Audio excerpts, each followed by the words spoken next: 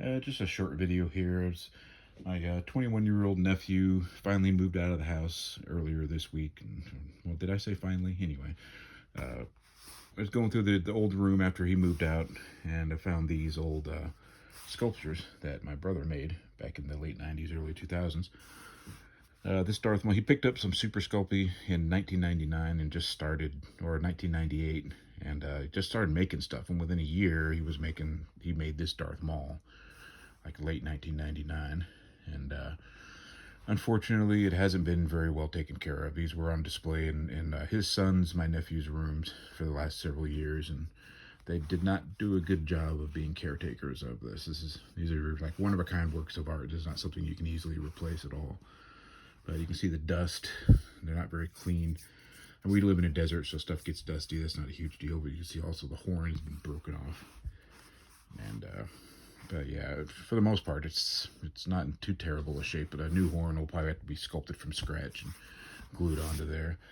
Another one he made around the same time, this Yoda. I don't know if you can read it. You can see his name, A. Rosario, and I think that's a 00. So that means he sculpted this in 2000. Unfortunately, the Yoda's ears also been broken off. But the ears, I actually have the ears, so this can just be glued back on. It shouldn't be too hard. But yeah, you got the rooted hair and everything on there. And again, he'd been sculpting less than 2 years when he made this. The other one he made in the later 2000s was this Nikto bust.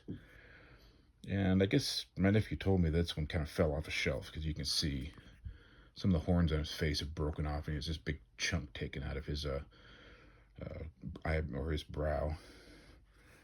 For the most part, it's still in pretty decent condition. This is just Super Sculpey and craft paint that was bought from Walmart, and that's what he used to create all these.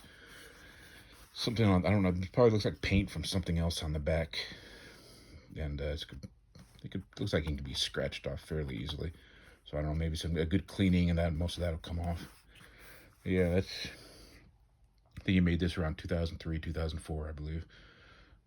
Let's see, and this, I tried my hand at this a little bit. I didn't make much. I did make this Barada head, and my idea was it was just going to be, I was trying to make a 12-inch Barada figure for my Star Wars toys, my Star Wars collection.